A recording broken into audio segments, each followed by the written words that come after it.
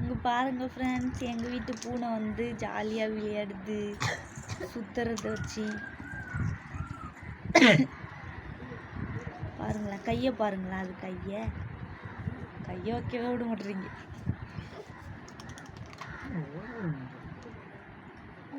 நில்லு நில்லு, புடி புடி புடி புடி. எனக்கு போர் அடிச்சு.